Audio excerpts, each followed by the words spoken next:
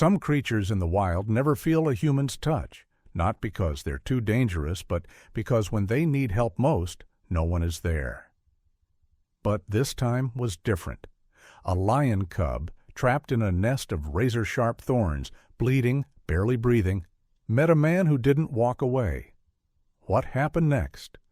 A desperate rescue, a painful attack, a silent bond, and in the end, a scar, on the skin and in the soul. This is the kind of story that changes how you see compassion forever. The first sound came before the sun fully cleared the horizon.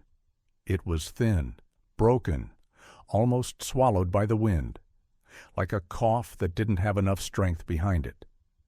In the wide open stillness of Thorn Vale, where the land stretched out in pale gold and dusty gray, even the smallest noise felt out of place.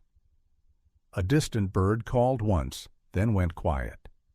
The air held that dry, brittle scent of heat waiting to arrive. And then the sound came again. Not a roar, not the proud voice people imagine when they think of lions. This was something smaller, younger, a strained, trembling cry that rose and fell like a plea. If you didn't know what to listen for, you might have mistaken it for the wind moving through dead grass. But anyone who had spent time in wild country, anyone who understood the difference between silence and warning, would have recognized it instantly. Something was in trouble. The thorn bushes sat low and dense near the edge of a shallow basin, tangled into a living wall of sharp branches. They were the kind of brush that could tear clothing, slice skin, and trap anything that tried to push through without care. From a distance they looked harmless, even ordinary, like a patch of stubborn green refusing to die in a harsh season. Up close, they were a cage. Inside that cage, barely visible through the woven spikes, a lion cub lay pressed against the ground. His small body trembled with each breath. His fur, once soft and pale, the color of warm sand, was clumped and darkened in places where blood had dried. His sides moved too fast, too shallow. He was alive, but only barely. The cub had been stuck for hours, maybe longer. Time in the wild did not pass the way it did for people. There were no clocks here, no second chances neatly arranged. There was only the slow climb of the sun and the ruthless math of survival. The thorn branches had hooked into him when he first pushed in. The deeper he went, the more the barbed limbs caught in his fur, then his skin. At first it had probably felt like a scratch, a sting, something irritating but manageable. Then he had tried to pull back, and that was when the trap tightened. Each time he jerked, the thorns bit deeper. Each time he twisted, more branches snagged him like fishhooks. His little legs kicked weakly now, but the brush didn't give. It only held him in place, as if the land itself had decided he would not leave. His eyes were open, wide and glassy. They tracked the sky through gaps in the branches, following the shifting light as if he were waiting for someone to appear in it. He blinked slowly, once, twice. The movement looked heavy, like his eyelids weighed too much. Somewhere in the distance, far beyond the thorn patch, the world kept moving. A herd of antelope crossed a ridgeline like shadows. A vulture circled high above, patient as a debt collector. The morning breeze carried dust and the faint scent of dry earth, the kind of smell that made you think of old bones and cracked riverbeds. The cub's tongue slipped out once, just enough to wet his lips. It wasn't enough. His mouth was dry. His throat felt like sandpaper. His body wanted water more than it wanted air. But water was not coming. He tried to lift his head. The thorns tugged at him, scraping along his neck. A thin line of fresh blood appeared, bright against the dull brown of the branches. He let out another sound, weaker than before, and then the strength drained out of him again. The cub had not meant to end up here. It had started the way most tragedies do in the wild, quietly, almost innocently, with curiosity that felt harmless in the moment. He was young enough that the world still seemed full of surprises instead of consequences. His paws were still too big for his body. His ears still looked oversized, as if he hadn't grown into them yet. The dark tuft at the end of his tail flicked sometimes when he was excited, like a child waving a flag. Yesterday he had been with he had pride. He had been close enough to his mother that he could smell her warmth, close enough to feel safe. There was a rhythm to the pride's movement, an unspoken agreement that everyone followed. The adults walked with purpose. The younger ones bounced and played, learning the rules without being told. But even a loving pride couldn't protect a cub from his own curiosity. A scent had drifted in on the wind, not the clean smell of grass, not the familiar scent of his mother's fur. This was something different, sharp and strange, like an animal he didn't recognize. Maybe it was a small creature hiding under brush. Maybe it was a scrap of something left behind. Whatever it was, it had pulled at him like a string, one step away from the group. Then another. And then the pride moved forward, the way it always did, steady and certain. The cub meant to catch up. He always caught up. Until he didn't. The distance between him and his family had grown without him noticing. The world around him had changed too. The grass thinned. The ground became rougher.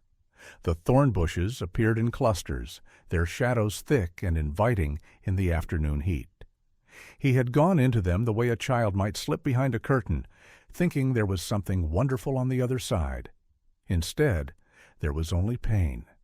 Now, as morning brightened into day, the cub's body began to show what the night had done to him. His breathing was fast but not strong. His chest rose and fell like it was working against weight. The wounds along his side, small at first, had widened from his struggling. The skin there was raw, scraped open, in shallow channels where thorns had dragged across him again and again. Blood had dried into the fur on his belly. In the early light it looked almost black, and the worst part was not even the blood. It was the stillness.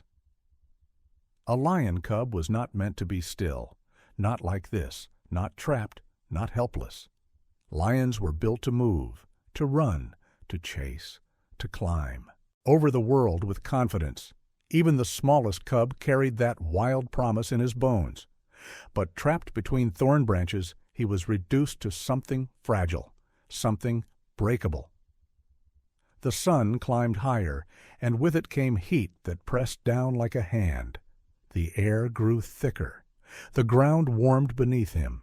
Inside the thorn patch there was no shade deep enough, no breeze strong enough. His body began to lose moisture faster than it could survive without it. His eyes looked duller. His tongue came out again, trembling, searching for anything wet. There was nothing.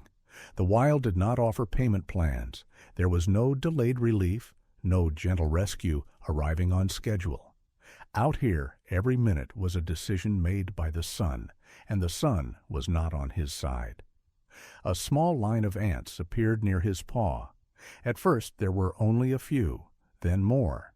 They moved in quick, purposeful paths, drawn by the smell of blood the way the rest of nature always was. The cub's paw twitched, and the movement scared them back for a moment, but they returned. They always returned. The cub's ears flicked, irritated. He tried to pull his leg away, but the thorn branches tightened around him, holding him in place. The pain made him jerk, and the jerk made the pain worse. His eyes squeezed shut for a second, as if he could disappear into darkness and wake up somewhere else. But when he opened them again, the thorn bushes were still there. The sky was brighter, and the day was only beginning. Somewhere far away, a lioness lifted her head and listened to the wind.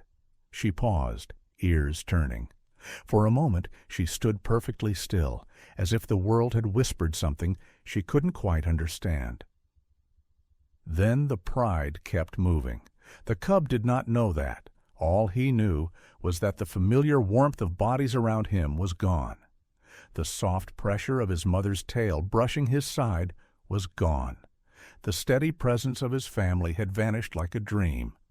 He was alone. And as the heat rose and the thorns held tighter, something inside him shifted. Not loudly, not dramatically. Just a quiet change, the way a flame changes when the last bit of fuel is almost gone. He stopped struggling. His breathing slowed, not because he was better, but because he was running out of strength. His eyes stayed open, staring through the branches at the empty space beyond them. It was not a look of anger. It was not even fear anymore. It was something worse. It was the look of a young animal beginning to understand that the world might not care if he lives. And then, as if the land itself wanted to prove him right, the wind changed direction and carried in a new scent. Faint at first, almost impossible to notice. Not the smell of lions, not the smell of prey. Something else? Something unfamiliar? Something human? But the cub didn't lift his head. He couldn't. He only blinked once, slow and heavy, as the thorn bushes creaked softly in the rising heat. And the day moved forward, bringing whatever it was going to bring next, whether it was mercy or the final kind of silence. The cub's eyes fluttered, slow and uncertain, like leaves stirring before the wind truly arrives. His body no longer fought the thorns, not because the pain had lessened, but because the pain had claimed every inch of strength he once had. Now he lay as still as the dry earth beneath him, breathing in shallow, uneven waves. The sun, already high above, poured down like molten glass, making the world shimmer and sway. Time stretched thin in that heat, distorting the edges of memory and moment. And somewhere, in the haze between pain and silence, the cub began to remember. Not with words, lions don't use words, but with scent, warmth, and instinct. His memories came in colors and shapes, in feelings pressed into his body like fingerprints in clay. A rhythm, a closeness. The low hum of a voice so deep it could only belong to his mother. He remembered her shadow first. It always moved with confidence. Steady, powerful, reassuring. Her fur held the scent of dust and wild grass, but beneath it there was something uniquely hers, something that made him feel safe even when the wind howled across the savannah. That scent lived in his bones now, even as it faded from the air. He had slept curled beside her belly many nights, tucked in between the paws that had once struck down prey and fended off rival lions. Those paws were gentle with him, always. There had been games, too, short, clumsy pounces with his siblings in the shade of the acacia trees. He remembered how one of them, his smallest brother, used to tumble too fast and always end up with a mouthful of sand. They'd chase beetles across sun-baked soil, stalk invisible enemies in the tall grass, then collapse together in a heap of growls and yawns. But no memory was clearer than the one from yesterday, the last day he saw his mother. The pride had been on the move, traveling with purpose across the dry plain. Water was running low again. The rains hadn't come as expected. Every adult lion had their head, low, eyes sharp, senses pulled taut like a bowstring. The cubs had been warned to stay close. No wandering, no noise. But curiosity is louder than caution in the hearts of the young. He had smelled something unusual, a strange sweetness in the air, like overripe fruit left too long in the sun. It didn't belong to any animal he recognized. Something in it called to him, whispered promises of a secret discovery. While the others walked on, he lingered, sniffing the breeze, following it a few steps. Just a few. And then the pride turned behind a ridge and disappeared. He had looked up, startled to find himself alone. His mother had already called for him once. He remembered that now. A short, low growl from her chest that meant, stay close. But he hadn't listened. He thought he could catch up. He always could before. This time, he couldn't. The strange smell had led him to the thorn bushes, thick and twisted like old secrets. There had been something on the ground beneath, Them, maybe a small carcass, maybe nothing at all. But when he stepped in, the world had changed. The first thorn to pierce his skin had made him yelp. The second had made him panic. And by the time he tried to turn back, the thorns had already wrapped around him like claws. Now, trapped and hurting, the cub tried to summon her voice. He opened his mouth to call, but only a faint wheeze escaped. There was no one to hear him. In another part of the vast grassland, the lioness walked in silence. Her steps were slower than usual. Every few minutes she paused, turning her head toward the wind as if listening for something only she could hear. Her ears twitched, her eyes narrowed, but the land gave no answers. She growled low, once, almost unconsciously. One of the older females nudged her. It was time to keep moving, time to find water before the heat stole more than thirst. The lioness lingered for a heartbeat longer, then she turned away. Back in the thorns, the cub's mind slipped. Again. Memories flickered like old film, scenes out of sequence. His mother's tongue, warm and rasping, grooming the dust from his ears. Her breath against the top of his head as he fell asleep. The sharp, startled delight of catching his first cricket, and how he had proudly carried it to her paws, not knowing it was too small to matter. She had watched him anyway, with eyes that softened just for him. And now he couldn't even feel her scent in the air. A dry breeze moved through the bushes, making them creak and rustle like whispers too far to understand. The cub twitched at the sound, his body acting out the last threads of awareness it had left. The movement jostled a branch near his hind leg, and a new thorn slid into his skin. He didn't even flinch. His energy was gone. Somewhere far overhead, a hawk passed beneath a cloud, its wings casting a shadow that briefly flickered over the thorn patch. The cub blinked once, watching the shadow disappear like everything else. He didn't understand death. Not yet. He only knew that something was missing, that something was wrong, that the world used to feel full, and now it was empty. Even in pain, he didn't want to die. Life still tugged at him in small ways. The memory of milk, the soft press of another body at night, the pleasure of scratching his back in the dirt after rain. But the land around him didn't care about memories.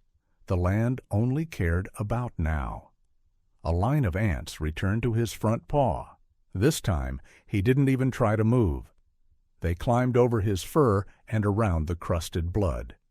His tail gave a weak flick, not enough to shake them off. The sun pressed harder against him. He closed his eyes again, not in sleep, but in surrender. And in that moment, the final memory of his mother rose like a tide. Not her voice, not her warmth, her absence. That was what he felt now, more than anything. The absence of her, the hollow space where she should have been, the missing shape beside him, the empty air where her breath should have been brushing against his cheek. The thorn bush creaked again. Far away, a set of wheels rolled slowly over cracked soil. A scent was on the wind now, one that didn't belong to the wild. It was subtle, but unfamiliar. Oil, leather, cotton soaked with sweat. A man was coming. He didn't know it yet. But the cub was not entirely alone anymore. Somewhere between the silence of animals and the determination of humans, something had begun to shift. And far off in the distance, another kind of memory waited to be made, one that might, just might, rewrite the ending the wild had already written. The wind shifted slightly, curling low across the cracked soil and stirring the heat, like a slow-boiling kettle. It carried with it a scent, foreign, faint, but distinct enough to mark a change. Oil from a vehicle's engine, sun-heated canvas, the musky trace of leather boots, and something else beneath it all, the warm, earthy smell of a dog's fur. Toby's nose caught it first, the lion cub's scent, weakened but still holding its shape in the air. The Vizsla's stride hesitated. His sleek, rust-colored body tensed, ears lifting, tail frozen mid-sway. His amber eyes scanned the horizon ahead. Jack Monroe, 43 years old and 17 years into a career photographing the untamed corners of Africa, noticed the change instantly. Toby didn't stop for no reason. When this dog froze, something was wrong. Jack pulled up on the reins of his own steps, narrowing his eyes toward the low shrubs ahead. The land here sloped downward slightly, dropping into a hollow of thorn brush and parched grass. Nothing visible moved, no dust trails, no snapping branches. But Toby was still frozen. Jack reached instinctively for the Canon camera hanging from his neck. Old habit. He didn't even plan to use it, at least not yet. Sometimes the camera made him feel braver, like looking through the lens turned fear into focus. Toby took 2 steps forward. Jack followed. They moved slowly, silently, boots crunching on sun-baked earth, the air hanging around them like a heavy curtain. There was a hum in the distance, one of the government drones making lazy circles in the sky, watching for signs of poaching or wildfires. But down here, it was just them. Jack reached the edge of the brush and crouched. He smelled it before he saw it. Blood. Faint but unmistakable. And then, through a curtain of thorns, he saw something that didn't belong. It wasn't movement. It wasn't sound. It was color. A dull patch of beige and red tucked between the shadows. Fur matted. Still. At first, he thought it might be a piece of an old carcass, something scavengers had left behind. Then it blinked. Jack froze. Toby whimpered, just once, but didn't bark, never barked. It was one of the things that made him so valuable in the field. The dog had been trained by a wildlife rescue team in Colorado to work silently, to alert without drawing attention. The cub blinked again. Jack leaned in, just slightly, angling his head for a better view through the thick tangle of branches. What he saw hit him like a punch to the chest. A lion cub, no more than 6 months old, wedged into the thorns so tightly he looked sewn into them. The cub's flanks moved with shallow, erratic breaths. Dried blood coated his side, darker around the joints where movement had reopened wounds. One paw was pinned awkwardly beneath him. His tail hung limp, flicking only when a fly landed near a raw patch of skin. "Jesus," Jack muttered under his breath. He stepped closer. The thorns reached out like claws. One snagged his sleeve. Another bit into the back of his hand. He winced, but didn't stop. The cub turned his head slightly at the sound of the movement. Their eyes met for the first time.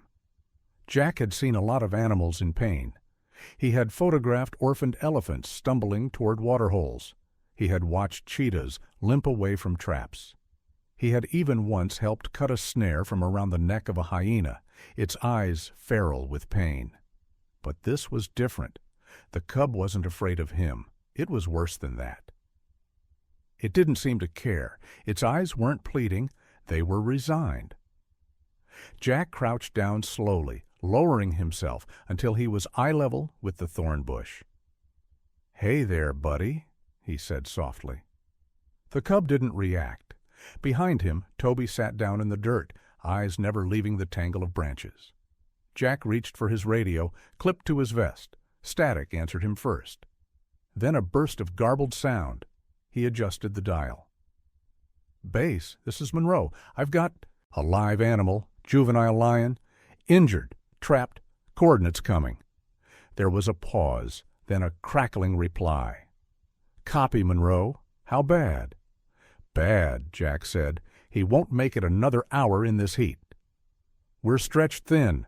Closest unit is Thornwood Outpost. 2 hours, minimum." Jack looked at the cub again. Sweat gathered beneath his hat brim. The sun was merciless now. The heat index had climbed past 110. "Understood," he said. "Send 'em anyway. I'll hold."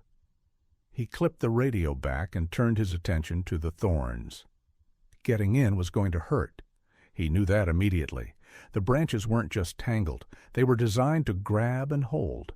Some were as thick as his fingers, others needle-sharp. This wasn't something you crawled into. It was something you bled through. He took off his vest first, then his shirt, using them to pad the area closest to the cub. With his pocket knife, he began cutting a path, slow, deliberate, pulling back, each branch and tying it when he could. The cub didn't move. Jack worked in silence, sweat pouring down his back, arms scratched and bleeding, his pulse hammering in his ears. He was halfway in when the cub whimpered. It was soft, barely a sound, but enough to stop Jack cold. The cub's front paw twitched. Jack pressed in closer. A thorn ripped through his pants, slicing into his thigh. He cursed under his breath, biting down on the pain, and then, suddenly, the cub moved. Too fast, panicked. Its body lurched against the thorns, trying to shift, to flee, to protect itself. Jack didn't even see the paw coming. Claws extended, a blur of fur and fury. Pain exploded down his forearm, a deep, hot slice from elbow to wrist. Jack fell back, shouting, tumbling out of the bush and onto the dirt. Toby sprang up but didn't bark, just stood over him, growling low. Blood soaked through Jack's bandana as he wrapped his arm. It wasn't deep enough to kill him, but it was deep enough to matter. He sat there for a moment, breathing hard, staring at the cub, who now trembled in the thorns like a trapped ghost. "I was trying to help," he muttered. The cub lowered his head again, breathing hard, broken. Jack looked at his arm, then back at the brush. And then he stood. "Okay," he said quietly. "Round 2. Because sometimes in wildlife rescue, and in life, the right thing to do still hurts like hell. Somewhere, deep in the fabric of that moment, something had already changed. Toby stepped forward, just slightly, and lay down beside the edge of the bush. The cub didn't look at him, but he didn't flinch either. The cut on Jack's arm throbbed with a deep, steady rhythm, pulsing in time with the heat pressing down on everything. He could feel sweat sliding into the wound, stinging worse than the thorn itself. He didn't have time to think about infection, or blood loss, or even the rising ache in his leg where a branch had left a matching gash. All of that would come later. Right now, there was only one thought in his head, echoing like a bell that wouldn't stop ringing. He's going to die. The lion cub lay deeper in the thorns now, as if the brief outburst of energy had drained him completely. His eyes were closed again, not sleeping, drifting, caught between the edge of consciousness and whatever came after that. Every breath sounded shallower than the last. Jack stood just outside the worst of the bush, wiping blood from his arm with his shirt, already stiff with sweat and dirt. He looked over at Toby, who remained motionless, eyes trained on the cub. The dog hadn't moved an inch since Jack stumbled back. That stillness, Jack had learned, was not passivity. It was purpose. Toby was watching something unfold, watching for the slightest shift in the animal's breathing, the flicker of a paw, the moment when instinct might override exhaustion. Jack reached for his radio again. "Thornwood, this is Monroe. What's your ETA?" A pause, then the response cracked back through static. "Still 90 minutes out, Jack. Zanelli's heading your way now. She's the closest. Sit tight." Sit tight. He almost laughed. Jack clicked the radio off, rolled his neck, and looked back at the thorns. "Okay," he whispered, mostly to himself. "Let's try again." This time he took a different approach. He wouldn't try to go through the thickest part of the bush. That hadn't worked. It had only gotten him injured and driven the cub deeper into panic. Instead, he began moving around the perimeter, circling like a tracker, searching for an angle. After 10 minutes, he found it. There was a thinner edge to the right of the cub, where the bush curved around a dead tree trunk. It wasn't clear, not even close, but it was better than the rest. If he could crawl in from that side, he might reach the cub's back legs and work forward, cutting a narrow channel for extraction. But there was a problem. The thorns weren't just surface deep. They twisted and curled all the way down to the roots, and some of them were still green and pliable, strong enough to bend without breaking, like springs made of bone. If he pulled the wrong one, it could snap back and rip through the cub's flesh, or his own face. He needed help, and help was still an hour and a half away. Jack glanced at Toby. "You're no good with pruning shears, buddy," he said. Toby didn't react. Jack grabbed his utility pouch and pulled out a small pair of wire cutters, the kind used for rigging field traps and camera mounts. Not ideal for thick thorns, but better than nothing. Then he wrapped his arms with what little remained of his vest and slid back down into the dirt. The air inside the bush was even hotter than outside, still suffocating with a sickly sweet smell of blood and sap. Jack moved slowly, cutting one branch at a time, creating just enough room for his shoulders to pass through. He spoke softly the whole time, not to himself, to the cub. "It's okay," he said. "I know it hurts. Snip. I'm not going to leave you. Snip. You're not going to die out here." The cub stirred once, legs twitching. Jack froze, holding his breath. Then the cub settled again, eyes fluttering open just long enough to make eye contact before closing again. That was enough. Jack kept going. The work was brutal. Every movement risked another injury. He could feel the thorns tearing at his forearms through the cloth, feel the heat soaking into his back like fire. But he pressed forward until he was close enough to reach the cub's hind legs. What he saw made his stomach tighten. The skin around the cub's haunches was shredded, layers of fur and tissue peeled back from struggling. Dried blood had hardened in thick ridges along his belly. Some of the deeper cuts were starting to attract flies. If they weren't treated soon, infection would do what the thorns hadn't. Jack leaned forward and reached for the nearest branch hooked around the cub's left leg. He paused. This was the decision point. If he pulled the wrong way, the thorn could tear deeper. If the cub jerked again, it might rip muscle. But if he didn't act and no one arrived in time, the cub wouldn't survive the day. And that wasn't going to happen. Not while he was here. He took a slow breath and started cutting. First one branch, then another. Slowly, with surgical patience, he began peeling the bush away from the cub's body. The space widened inch by inch. He used his shirt to cradle the exposed flesh, shielding it from contact as much as possible. The cub let out a weak sound, half whimper, half sigh, but didn't resist. For the first time, Jack saw the full length of the cub's body. He was smaller than he looked, malnourished, ribs too visible under the skin. Probably lost more blood than he could afford. But his chest still rose and fell, and that was enough to keep going. "Hang on, kid," Jack whispered. "We're getting there." He reached for the final branch tangled across the cub's belly and paused again. This one was tight, wrapped nearly twice around a lower limb. Any sudden movement could snap it back like a whip. He repositioned, crouching lower, angling the cutters in with both hands. One squeeze. A clean break. The thorn popped loose and whipped sideways, slicing across Jack's cheek.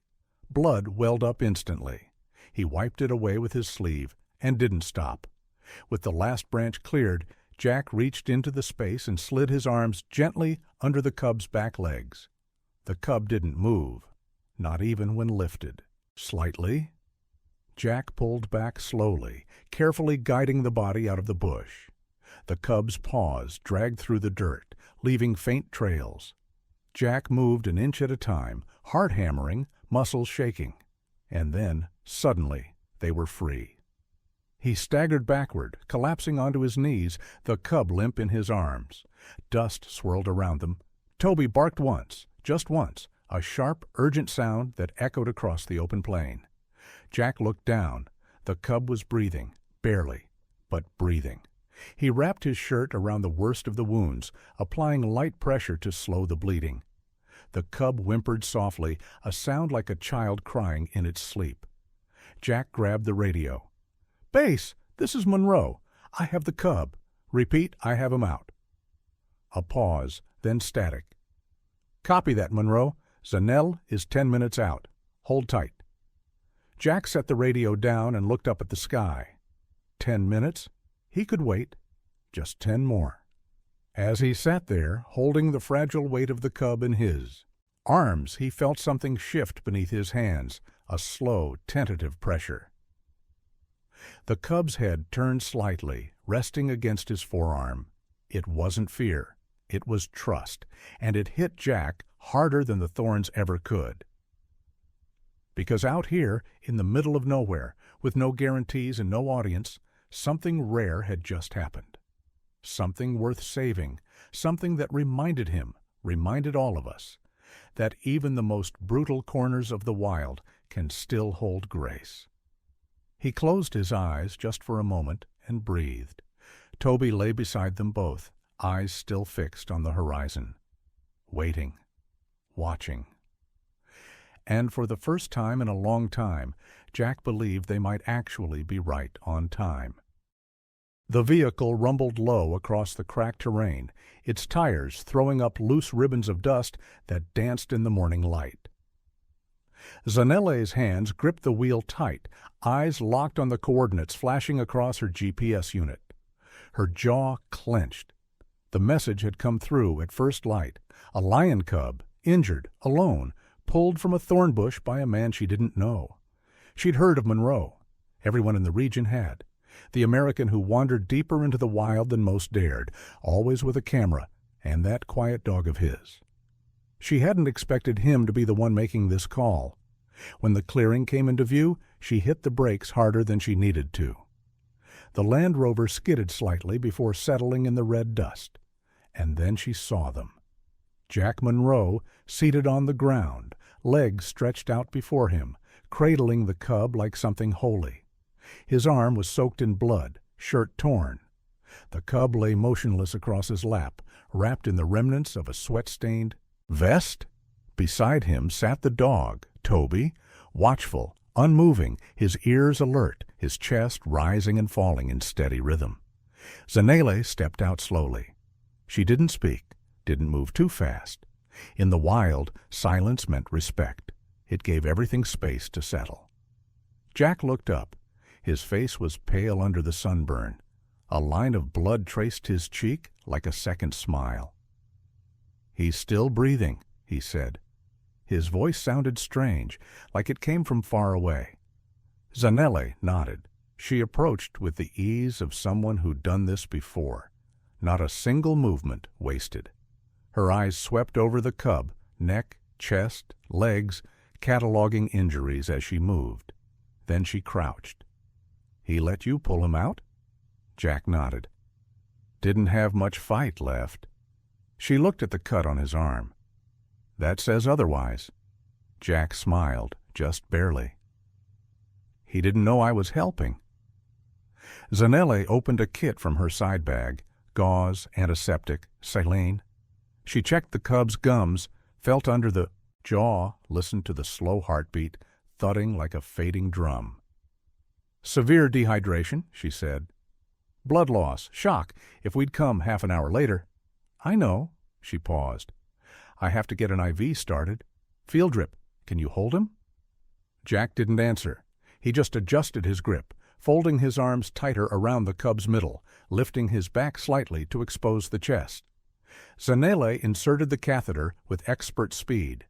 A slow stream of warmed saline began its journey into the cub's collapsed veins. The cub didn't flinch. Toby moved for the first time, shifting closer. Jack reached out and rested a hand on the dog's neck. They stayed like that for 20 minutes. Nobody spoke. There was something about the way the cub had let go, not just of the fight, but of the fear. His head rested against Jack's wrist. His legs were stretched out limp, his ears still. Every few minutes his ribs rose and fell. Barely. But enough. Zanelle checked her watch. "We need to get him to Thornwood," she said. He won't survive if we wait here for evac." Jack looked down at his arm, at the crusting edge of blood drying in the midday sun. Then he looked at the cub. He didn't hesitate. "Let's go." They moved quickly. Zanele spread a thermal blanket across the back of the Land Rover, layering it with soft wraps to minimize vibration. Jack climbed into the back seat and cradled the cub as Zanele drove. The ride was long, rough. Neither of them said much. Jack stared out the window, feeling the weight of the cub grow heavier in his arms, not because the lion was heavier, but because he was starting to believe the cub might live. That was always the hardest part, letting hope in, when it wasn't just about survival anymore, but about what came after. When they finally reached the gates of Thornwood Wildlife Rehabilitation Center, the team was already waiting. Veterinarians, assistants, behavioral specialists. People who had seen this before. But none of them moved right away. Because what they saw, an American photographer covered in dust and blood, carrying a half-dead lion cub like a newborn child, was not something you rushed. Jack stepped out slowly, transferring the weight into the arms of Dr. Helen Brooks, who had been doing this longer than most had been alive. She met his eyes and nodded. "We've got him." Jack didn't answer. He just stood there for a moment, his hands empty, and then turned and walked back toward the vehicle. His knees almost buckled when he sat down. Toby curled beside him, resting his head on Jack's boot. Inside the clinic, Helen moved fast. Fluids, antibiotics, a full-body scan. The cub's temperature was dangerously low for such heat, an indication his system was starting to fail. The wounds on his flanks were worse than she'd hoped, multiple layers of dermal abrasion with some bruising around the rib cage. But the eyes, when they finally opened again, they tracked her. And that meant something. That meant he was still in there. Outside, Jack waited. He sat with Toby in the shaded area near the fence, sipping slowly from a plastic bottle of water that tasted like plastic and dust. His hand still bled, but he wrapped it loosely with gauze someone had handed him without a word. The wind had picked up, carrying the scent of eucalyptus and sun-warmed soil. Jack breathed it in and thought, not for the first time, about how strange it was that his job often brought him to the edge of things. The edge of life, the edge of stories no one would ever see unless he photographed them. And this moment, was the kind of thing no lens could ever fully capture. Trust, unspoken, unasked for, but given anyway. Helen stepped out an hour later, brushing her hands on her coat. Her face was lined, weathered by decades of fieldwork, but her eyes were sharp.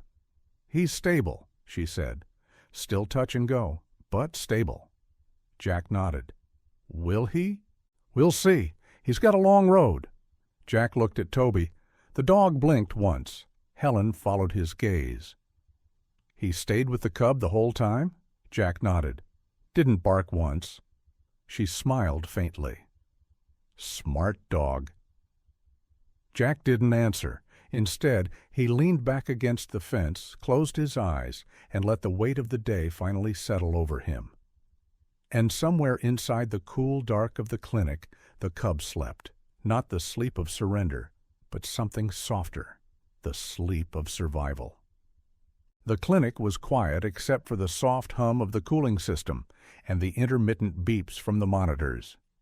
The cub lay nestled on a padded surface in the recovery room, swaddled in gentle warmth and clean gauze. A faint line of saline dripped steadily into the catheter in his leg, each drop a lifeline. Around his ribcage, soft bandages wrapped the raw abrasions left by the thorns, covering the deep grooves where bark and branch had worn down his body. But those weren't the wounds Helen Brooks was most concerned about. It was his stillness. Even sedated, a lion cub should twitch, breathe with energy, shift its paws in dream. But this one didn't. His body had stopped reacting. His ears didn't flick at noise. His muscles didn't tense when a stranger walked near. The trauma had gone beyond the physical. She made a note on the chart. Observe for dissociation symptoms, possible acute stress reaction, early signs of post-traumatic disorder. Outside, the sun baked the earth into silence. Inside, the air remained cool and sterile, like a space holding its breath. Jack hadn't left the facility in 2 days. He slept on a bench near the staff kitchen with Toby curled at his feet. The cut on his arm had been stitched and dressed, but he barely noticed it anymore. His eyes were always on the glass window separating the hallway from the treatment room. He watched the cub like someone watches the last flicker of a candle. Dr. Brooks noticed. On the 3rd morning, she found Jack standing with a paper cup of black coffee, eyes locked on the unmoving bundle on the table. "You should get some sleep," she said. Jack didn't respond at first. Then, "He hasn't moved?" "He will." Jack shook his head. "It's not just the body. Something shut off." Dr. Brooks leaned on the wall beside him, sipping her tea. "Lions are strong," she said, "but that doesn't mean they're immune to fear. He was alone for nearly 2 days, bleeding, helpless, unable to defend himself. That kind of helplessness doesn't leave without leaving something behind." "He trusted me at the end," Jack murmured. "I felt it." "He still does. But trust and trauma live in the same house. Sometimes they sleep in the same bed." Jack looked at her. "You've seen this before." She nodded. "Elephants, primates, big cats. The brain protects itself by shutting the lights off when the world gets too loud. What he needs now isn't just antibiotics. He needs consistency, familiarity, something that doesn't remind him of pain." Jack glanced down at Toby. Helen followed his eyes. "We can try." That afternoon, they moved the cub to a larger enclosure designed for early-stage rehabilitation, an outdoor pen with shaded areas, soft ground, and a barrier of reinforced glass. The goal was to reduce the sense of captivity while allowing full medical observation. Jack stood nearby, holding Toby's leash loosely. The dog paced a few times, then sat, down, eyes fixed on the lion. The cub didn't react. The next hour passed in slow silence. Then Toby stood, walked once around the enclosure, stopped just inches from the glass, sat down, and waited. It took 26 minutes. Then the cub's ear flicked. Dr. Brooks watched from her perch in the medical bay, pen frozen above her clipboard. Another flick, then a twitch in one paw. Jack's chest tightened. The cub's head turned slowly, eyes narrowing just slightly, pupils adjusting to the filtered light. His gaze didn't move to the humans. It went straight to Toby. Not recognition, not affection, but awareness. A tether had formed. For the next several days they repeated the ritual. Toby would visit, sit at the same spot. Sometimes he'd lie down, other times he'd just watch. The cub began tracking him with his eyes, occasionally shifting his position on the mat. He didn't approach food, didn't drink water on his own. But he moved. That was enough for now. It was Helen who suggested a deeper intervention. "We have a behavioral protocol developed during the elephant trauma years," she explained. "Progressive desensitization. Introduce controlled stimuli that replicate trauma, but in safe, gentle increments." Jack raised an eyebrow. "You're talking about wooden objects?" "Exactly. Start with a small, rounded piece. No sharp edges, nothing threatening. Place it near his bedding, not touching, just near." It was the handle of a feeding tool that caused the first reaction. The cub spotted it immediately. His pupils widened. He shrank back. His body flattened against the ground, tail stiff, ears tucked. His breathing accelerated. Toby stood up, not barking, not growling. Just moved in front of the cub and sat, placing himself between the object and the lion. The cub stared at the dog. Then his gaze moved back to the wood, and stayed there. Didn't run, didn't look away. Helen circled the note in her pad. first instance of regulated fear.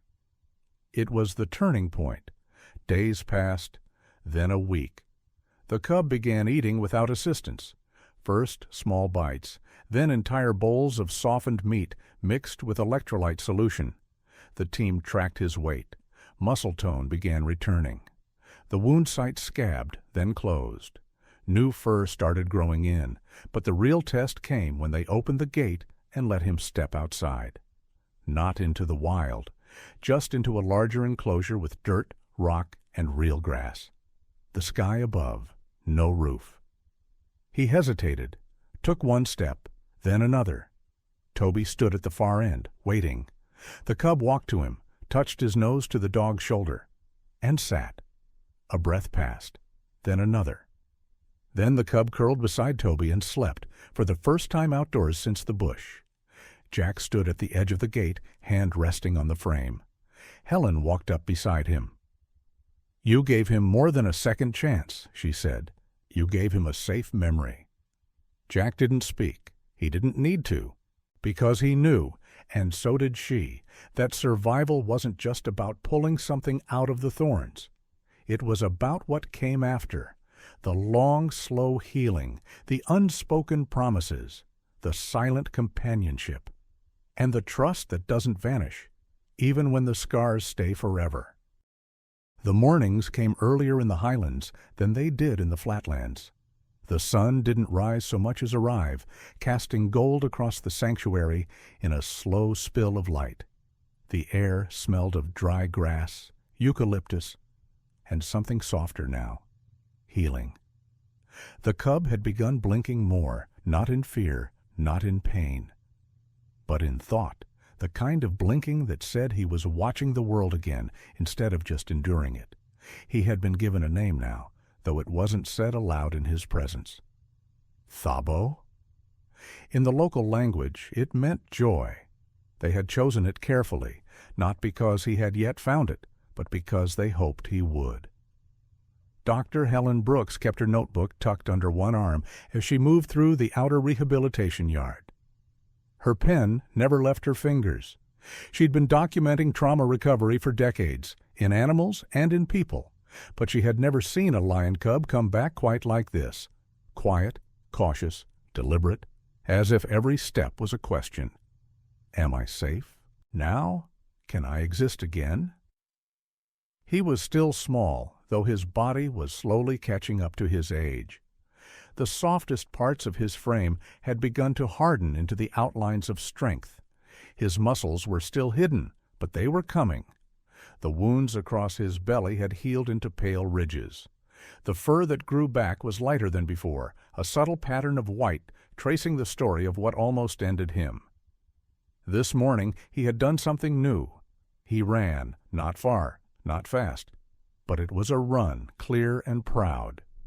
He chased a plastic ball with a piece of frayed rope tied to it, one of the enrichment tools used to test motor coordination and rebuild trust in movement. When he pounced, there was joy in it. Not wild, uncontrolled joy, but measured, present joy. The kind that made Helen mark a small star next to today's log. Jack watched from a distance, one hand resting on the railing, the other rubbing absent-mindedly over the long scar on his arm. The skin was healing, but the nerve still twitched on cold mornings. He didn't mind. He wore it like a reminder.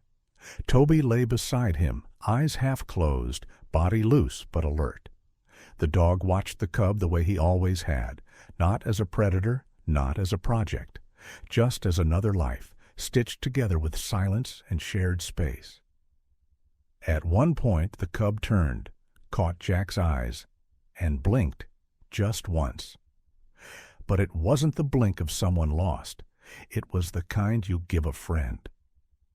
Later that afternoon, Helen called a meeting near the southern paddock.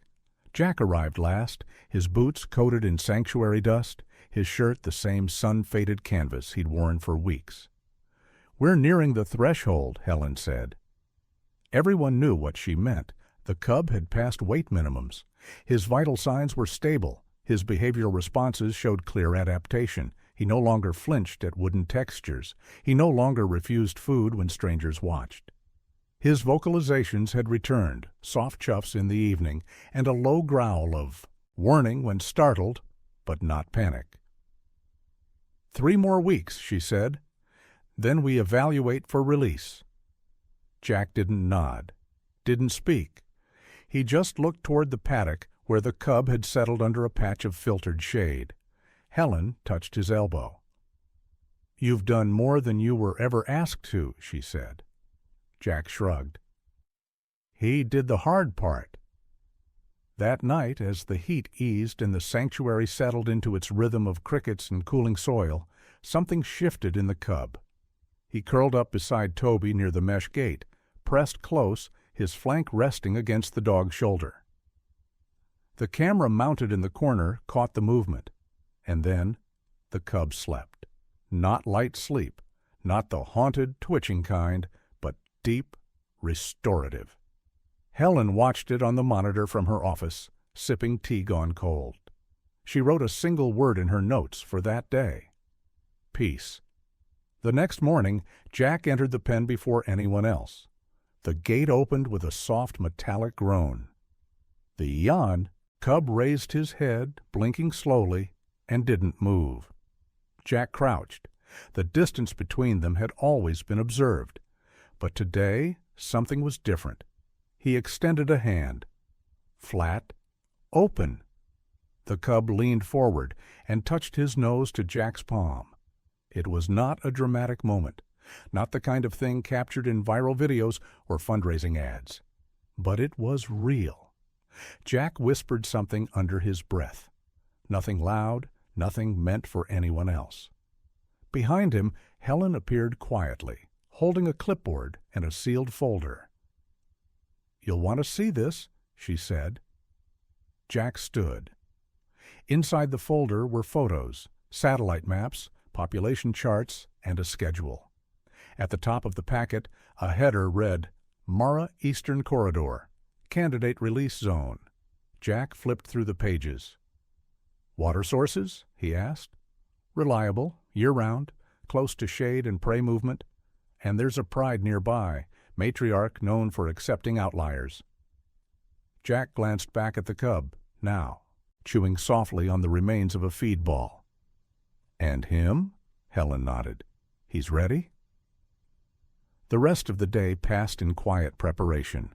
No announcements, no farewells, just small rituals, the cleaning of transport crates, the review of medical records, the adjusting of feeding schedules. At dusk, Toby curled beside the cub once more. They lay nose to nose, breaths sinking.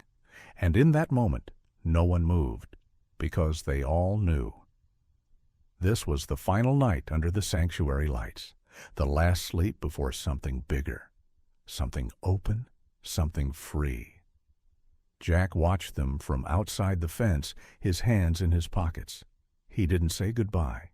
He didn't need to, because sometimes the most powerful promises aren't spoken. They're carried, one scar at a time. The sun rose gently over the Mara Eastern Corridor, casting long gold fingers across the acacia trees and whispering through the tall grass in waves. The transport vehicle came to a quiet stop on a dirt road that disappeared into the reserve's open plain. Dust curled around the tires and slowly settled. Inside the rear compartment, the lion cub stood silently. He was larger now, still young, still learning, but his body had begun to carry the weight of a predator. The softness of his frame had given way to the beginnings of strength. His fur gleamed with health, though a faint pale line still traced the skin along his ribs, the scar that would never leave him. It curved like a question mark across his side. A reminder, a story. His own. Jack stood a few paces from the back gate of the trailer, hand resting on Toby's shoulder. The dog sat quietly, eyes focused forward. Helen stood beside them, clipboard tucked under one arm, though she hadn't looked at it in minutes. The plan was simple. Open the gate. Let him choose. Freedom, after all, could never be forced. The gate creaked. No fanfare, no applause. just the hush of possibility stretching out across the plain. The cub didn't rush. He didn't bolt. He stepped out slowly, cautiously, each paw pressing into the dust with intention. His nose lifted, testing the air. Scents poured in, fresh dung from a nearby zebra trail, the faint musk of a distant pride, and the clean water smell that clung to morning wind. His body tensed, not with fear, with attention. He took another step, then another. And then he paused, turning back slightly. Not all the way, not dramatic. Just enough to glance toward Toby. The dog didn't move, but his tail gave one slow sweep across the ground. The cub blinked once, then turned and continued forward, disappearing into the tall grass like a ripple into water. Helen exhaled. Jack didn't move. In the distance, the first calls of the day echoed across the plains. Birdsong, the biesis, the snort of a wildebeest, the wind pressing through branches.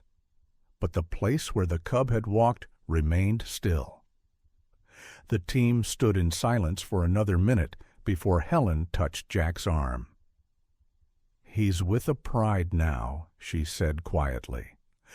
"Our scouts will track him for the next few weeks, make sure the transition is smooth.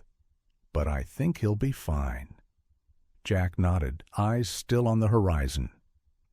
"You ever wonder what they remember?" he asked.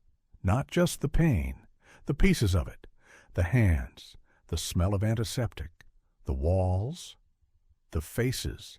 Helen thought for a moment. "I think they remember what mattered," she said. "Not the things that hurt, but the ones that stayed." Jack didn't answer. Instead, he crouched beside Toby and ran a hand along the dog's back. "Come on, old man," he whispered. "Let's go." They started toward the truck. Halfway there, Jack stopped. He turned. The grass had shifted. And there, just past the tree line, barely visible, but unmistakably present, the cub stood watching.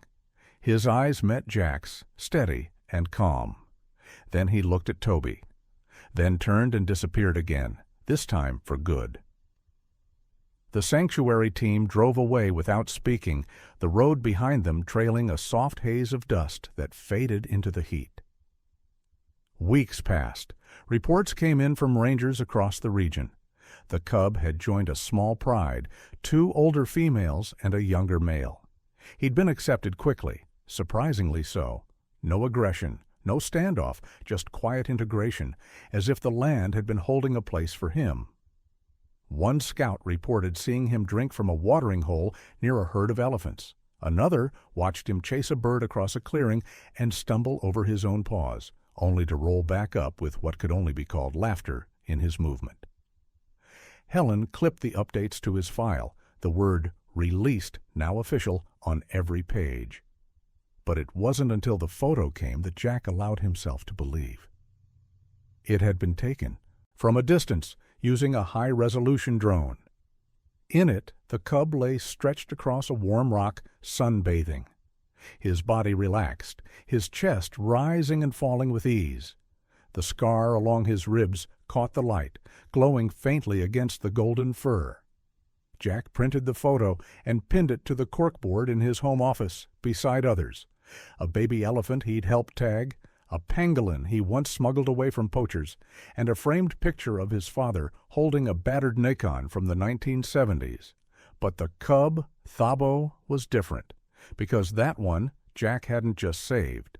That one had stayed, in the curve of his own scar, in the silent bond between species that didn't need language to recognize loyalty, in the echo of a soft breath under thorn branches, where the world almost ended, and in the fact that sometimes, just sometimes, the story doesn't have to end in tragedy. It can end in grass and sunlight and quiet steps back into a life waiting to be lived.